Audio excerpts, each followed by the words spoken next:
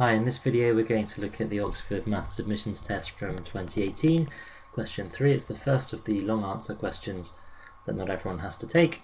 So you can see here, just for people applying for these subjects, so not for the computer scientists, but for everyone else. Please do like the videos and subscribe to the channel if you're finding them useful, and share them with any friends that you think might like them. Also, please do let me know in the comments below whether you're going to be taking this paper this year, next year, maybe you've already taken it. I'm really interested to know what stage you're all at and how I should be pitching these videos, so let me know if there's anything else you'd like me to focus on as well. And just a reminder, if you haven't seen it already, I mentioned this in one of the previous videos, but I recently made an Amazon shop, so you can see it here, amazon.co.uk/shop/Mathsaurus, and I'll put that in the links below. I've put a load of things here that I think will be useful, especially for people watching this series of videos actually, which is why I'm highlighting it here, because lots of books that are great for personal statements, A-level textbooks, there's some official A-level textbooks, but also a section here that I've just called A-level textbooks, with some really good ones that just do it all very well mathematically, the calculators that you're allowed to take into the A-level exams here. In particular this bit here, in the gift ideas, some of these books are really great, sort of things you might put on a personal statement. Let me know if you've got some others that you think are worth putting here as well. I think these books are brilliant actually. The Maths Girls books by Hiroshi Yuki, they kind of go through bits of A-level maths, bits of higher maths, but just do it in such a brilliant way, whilst also kind of telling a story of these three students that are discovering maths and about their relationships, as well as it goes all through these problems that they're being set by the teacher. So they all kind of they're often due to their different ages, and they're often being set the same mathematical problem, but at different levels of sophistication. So really interesting book to reflect on maths and the way we learn it as well. So have a look at those and let me know what you think. Anyway, we'll get on with this question 3 of the Maths Admissions Test now. So it says, let g of x be the function defined in this way. So we've got here what we call a piecewise definition of a function. So it's not just a single function, it's got two different definitions on different values of x. So it takes the first description when x is larger than 0, and the second one when x is smaller than 0. And it says we're going to write m of x to be the gradient of the chord between this point 0 g of 0 and x g of x. So the first thing it wants us to do is just to sketch the graph for -3 up to 3. So I've got some axes ready here, and it's just a sketch, so I don't have to, although it's given us a specific range of values here, I don't have to do this too accurately. So what have I got? Quadratic for x is greater than or equal to 0, x minus 1 squared plus 1. So I've got a positive quadratic whose minimum is at 1, 1. Okay, and you should be able to read that off from the completed square form here. So if I just, let's just put those coordinates on here. So I'm going to have something that looks like a quadratic with a minimum here, and it's only going to be defined up to this point on the axis here, and actually we can say that when x equals 0, this is 1 squared plus 1, so this will be 2. Okay, so of course, if this were not just on x greater than or equal to 0, I would have to, I would keep drawing this quadratic, but for less than or equal to 0, it's a different quadratic. And we notice that when x equals 0 here, they match up, so I get 3 minus 0 plus 1 squared, which is also 2 here. Okay, so there's no ambiguity at the point x equals 0 here, so in fact I can definitely for sure say that this point 0 g of 0 is just the point 0, 2. But this time we have a negative quadratic, and we can again read off its maximum point here, x equals minus 1 and y equals 3 from the completed square form. So actually it's got a maximum point there, and then I suppose I should maybe also, just to make a complete sketch here, think about where it is at plus or minus 3, as it's told us those are the limits to go to. So actually when x equals plus 3, I've got 3 minus 1 squared, so it gets up to 5. Okay, so you might want to draw these a little bit better in scale here, so we'll go up to 5 here, and on the other one, when we're at minus 3, if you put that in here, I get 3 minus 3 plus 1, so 2 squared to minus 1. We're going to go down to minus 1 down here, and I'm not too worried about exactly where it crosses the axis here. You should draw this a lot more smoothly than I have. This should be this bit here should look like a part of a quadratic as well. Okay. Now, really, the overarching theme of this question here is that what we've ended up with looks something like it might be a cubic function, and what we'll eventually find out, sorry for the spoiler, is that this can't possibly be equivalent to a cubic function, right? So you can't just take two quadratics, paste them together, and get something that's a cubic function, right? It's just going to be something different. But we'll see that emerge as we get through the question. Okay, so we've done part 1. So in part 2, we want to write down expressions for m of x in the two different cases, x is greater than or equal to 0 and x is less than 0. So that's the gradient of the chord that goes from this point here, 0, g of 0, to a point x, g of x. So I could just put that point anywhere here, and if I drew a chord between those, so I'm just looking for a gradient of this straight line effectively, and then of course x can be any different value as we go around the curve. So it's just a straight line, so we can just do change in y over change in x to work out the gradient. So here, now the y coordinate here, g of x, for x is greater than 0 is given by this first formula, so I've got x minus 1 squared plus 1, and then I'll do minus 2, and the change in x is just x, because I'm going from x minus 0, so just divide that by x, and if we multiply this out, we get x squared minus 2x, and then we get plus 1 minus 2, so that all cancels out, divided by x, so I've got a factor of x top and bottom, and I just get x minus 2, so that's for x is greater than or equal to 0. Now when x is less than 0, I've got this time my change in y is going to be this time the right hand coordinate I'll do here is 2, and then my x, g of x, is going to be over here, and this time g of x is given by this formula, so I'm going to do 2 minus 3 minus x plus 1 squared, and my change in x is going to be 0 minus 0 minus x, so I'm going to have to put minus x on the bottom here. So multiplying out the top, I get 2 minus 3 minus x squared minus 2x minus 1. So I have here, minus, there's a minus outside the brackets here as well, so minus x squared, I shouldn't be quite so fast here, so plus x squared plus 2x plus 1 minus 2x, easier, I'm getting my signs in a mess here. This is why you should do things slowly. Here's a good lesson, even if you can do these things in your head, especially if you're making a video, just write things out slowly. So I've got minus 3, and then I've got to add on x squared plus 2x plus 1, all divided by minus x. Now you can see I've got 2 plus 1 minus 3, so they all cancel out, and somehow, what have I got here? I've got x squared plus 2x divided by x, so that's just x plus 2, and then all divided by minus 1, so I've got minus x minus 2. Okay, so two different answers. The other case is x greater than 0 and x less than 0.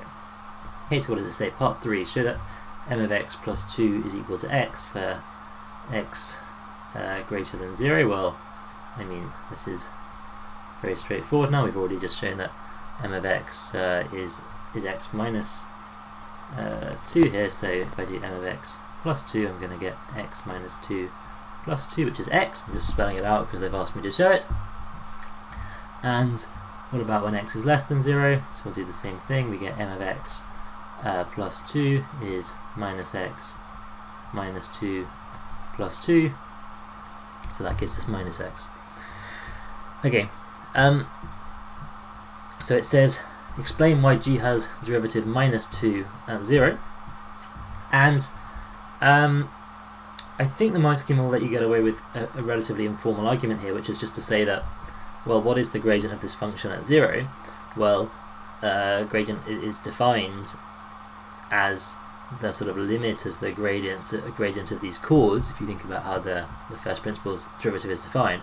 So if I let x tend to 0 here, the gradient here is going to this m of x, right, is going to become minus 2. Now, there's a slight subtlety here because you need to check that it's also true coming from the other side. Okay, so actually when x is less than 0, if I take the limit as x tends to 0, I also get that m of x is equal to minus 2 as x tends to 0 from the left hand side, right?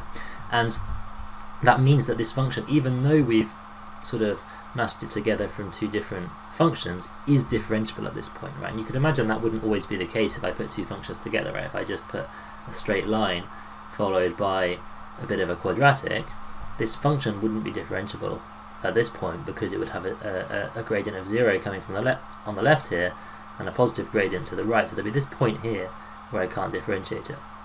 But even though this function is put together in that sort of slightly strange way, here we can say it has a well-defined derivative for that reason. If you wanted to be a little bit more formal here, you could actually check from first principles the definition, and that you can do it from both sides. So I could say something like the limit is h tends to 0 of g of x plus h minus g of x here divided by h, and of course I want to do this at x equals 0. Okay, so I could put zeros in here, so I could say first do it through values of h greater than 0, and then I would get something that looks very much like my the thing that we've done just here, right? So for positive values, I'd be putting them into that first formula, so I'd have h minus 1 squared plus 1, and then subtract 2 from that divided by h, and of course you would find that you get minus 2, and if you did it the other way with h less than 0 as well, using the other formula, you'd also get minus 2.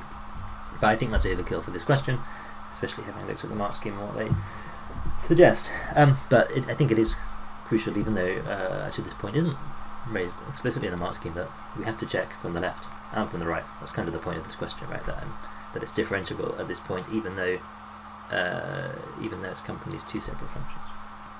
So in part 5 it says, suppose that p is less than q and that h of x is a cubic with a maximum at x equals p and a minimum at x equals q. Show that h prime of x is negative whenever p is less than x is less than q. This is what I was saying at the beginning. This question is going to be all about showing that sort of squished together two quadratics can't ever give a cubic, and that's where we're starting to lead now. I think you can answer this question pretty convincingly just with a graph if you're confident. If I've got a maximum of my cubic at p and a minimum at q, then it must be that the cubic looks something like this. So I've got a point here where dy by dx equals 0, and here dy by dx is 0 as well, and so actually it must be here that I've got a negative gradient running from this maximum to this minimum. I mean, if you were in an interview and you made that argument, graphically it's pretty indisputable. I think to make this really clear in a written answer, you might try to justify it algebraically. So let's also try and do that. So what do I know? I know that the derivative of h must have zeros at x equals p and x equals q, so it's going to have x minus p as a factor and x minus q as a factor, and the only extra thing I could possibly have here is that it might be multiplied by some constant. Let's just call it capital A.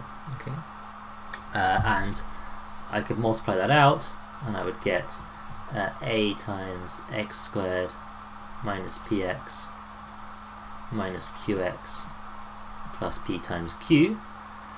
So I could, what I'm going to do is differentiate this again. Differentiate that again. So we get h double dashed of x here is just a times 2x minus p minus q. And what I know is that if I put p into the second derivative, that must be less than 0 because there's a maximum at x equals p. Okay, so we've also got here that h double dash of p, second derivative, is just a times 2p minus p minus q, so this is just a times p minus q. And I also know that we're told that q is bigger than p, right?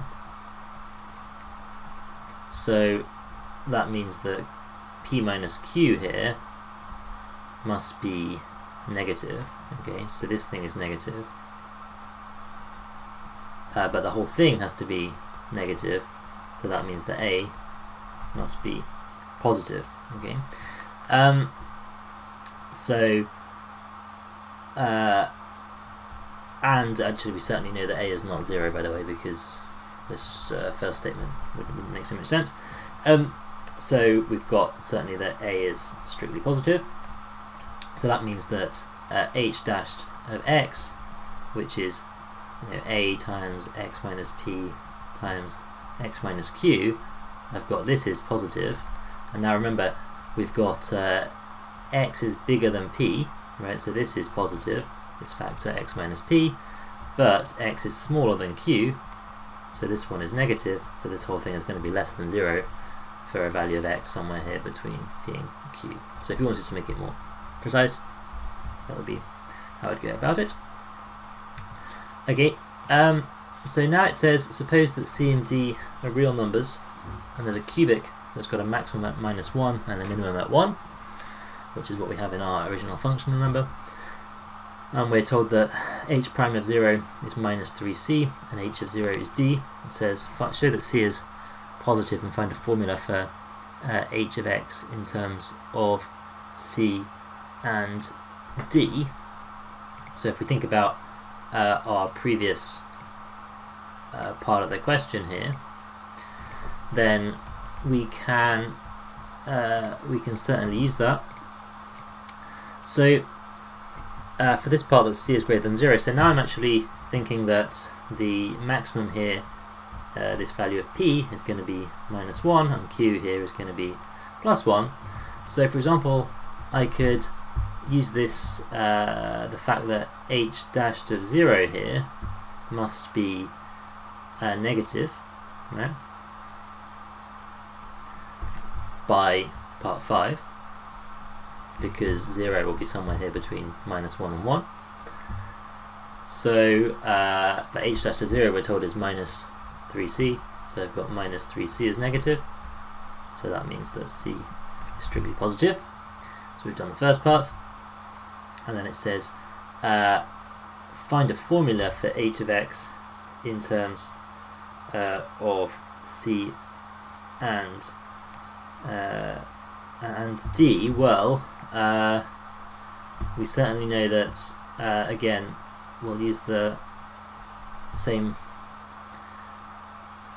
reasoning we did in the previous part to say that h dashed of x is now going to be some constant multiplied by x minus p times x minus q, which is now just x minus 1 times x plus 1.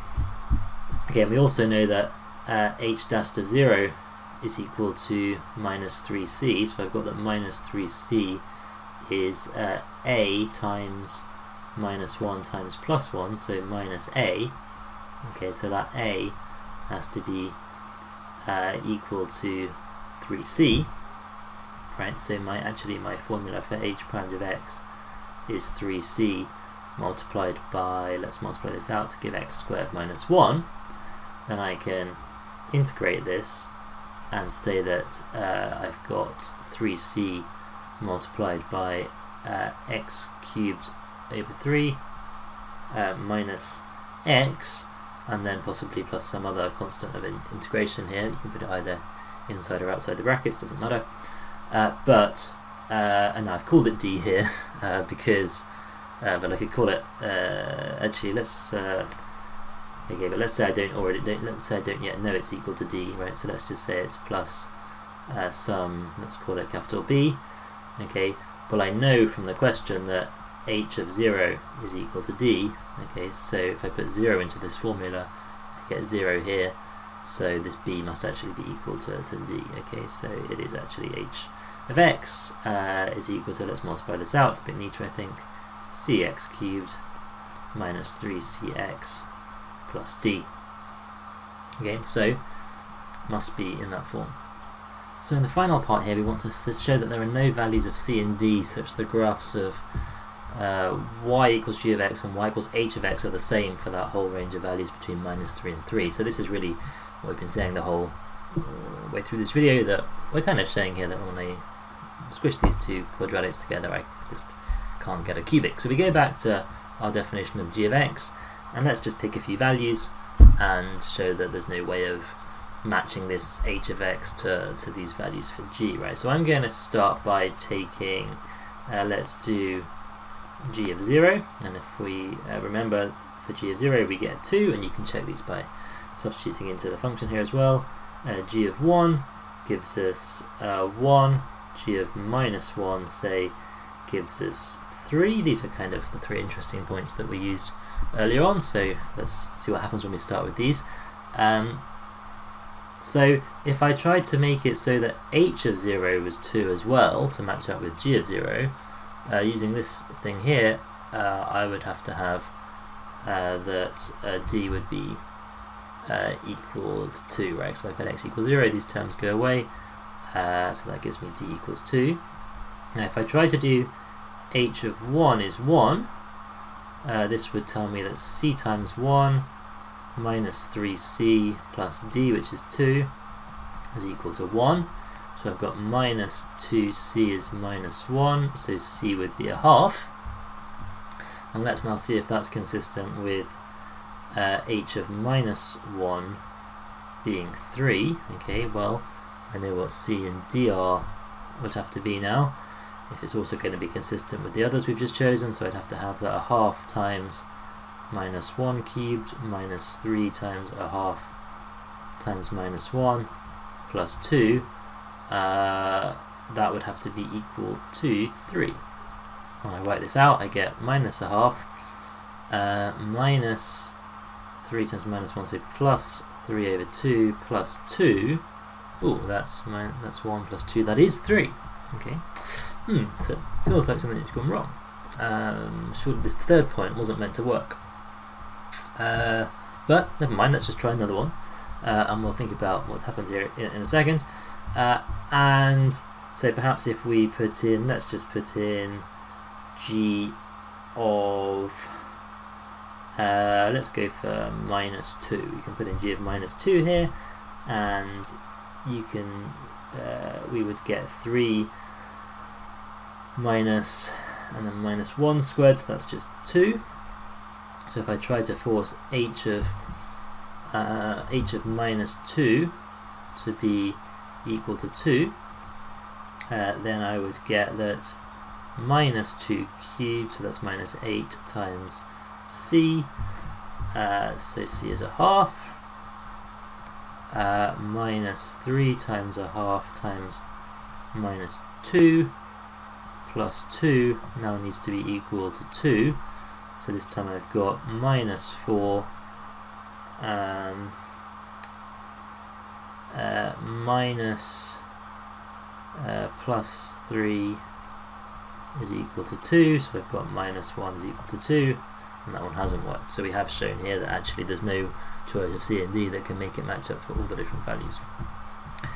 So I thought about this beforehand, and I've also just sketched the graphs here to see what I mean. So you can see now we've got a cubic here, which is the pink line, and I've got the two quadratics, the red and the blue ones, that define our function g. So remember, the function g goes along here and then stops being the blue one here and starts being the red one. So if I pick c equals a half and d equals 2 and just make that into a cubic, I get the pink line. So we see it agrees here at 2 as it here as it must, and actually we were just unlucky in choosing those first 2 points, because they're exactly the other 2 points where the cubic intersects with the function g. So actually, if I take any point for my third point except the one that I chose, -1, this works. And perhaps I should have been a little bit clued up with that one, because I have chosen the 2 special turning points here. So, but anyway, I mean, the point is, there's no way that this cubic can ever match up exactly with these 2 quadratics for all of my x values. I can only get it to match up here with a few points, and that's the best that I can do. And that's kind of the point of this question. Okay, so I hope that was useful. Please do. I'm going large and small here. Please do like and subscribe the videos, subscribe to the channel, share this with any friends who might be taking this, and again, don't forget to let me know in the comments what you're up to, whether you're taking this exam this year or next year, or you've already done it, and let me know if there's anything else you'd like me to expand on in the next video. So I'll keep making these, put them into a playlist, and you'll have the whole of this paper as well as questions from 2016 and 2017 that I've done that are linked below as well. So I hope that's all useful, and I'll see you in the next one.